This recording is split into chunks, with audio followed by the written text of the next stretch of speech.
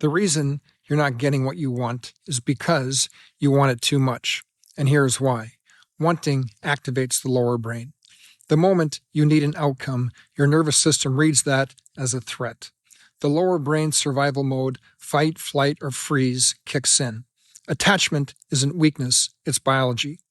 The lower brain is designed to protect you, not create for you. So when you want a better performance or a better score, the lower brain scans for what's missing. Absence equals danger. Now your attention locks onto what you don't have, what's not working, why it hasn't happened yet. That's a lower brain loop. And in the lower brain, you don't create outcomes, you react to them. Here's the Starkemind distinction.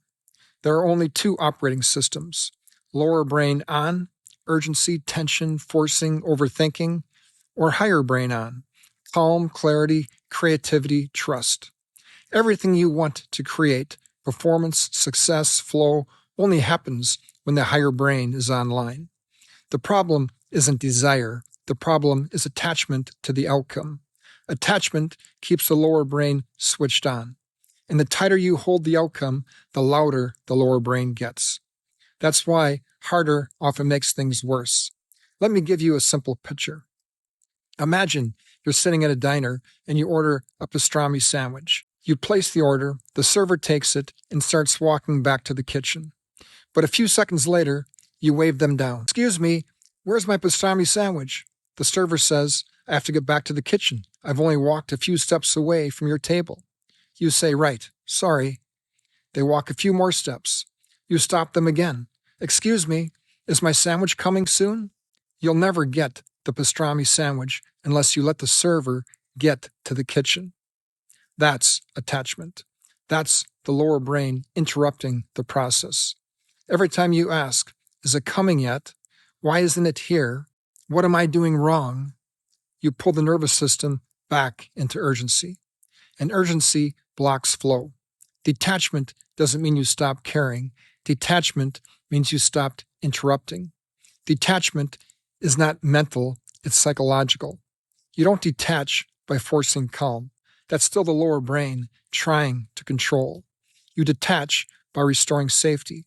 Safety shuts the lower brain off. Safety turns the higher brain on. When the nervous system feels safe, urgency drops. The mind quiets. Intuition comes back online. Here's the identity shift. Lower brain identity. I have to chase this outcome or I'm not okay. Higher brain identity. I'm safe now. The outcome will take care of itself. That's not positive thinking. That's neural regulation. When the higher brain is running, decisions become clean. Action is intuitive. Timing improves. Resistance disappears. Presence replaces expectation. Expectation lives in the future. Presence lives in the higher brain. The moment you stop needing the outcome to feel okay, space opens. And space is where insight shows up. Opportunities appear. Performance stabilizes. Here's the Starkemind truth.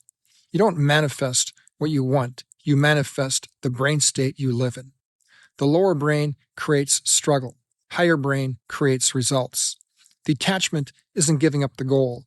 Detachment is releasing the lower brain grip on the goal. Turn the lower brain off. Let the higher brain lead.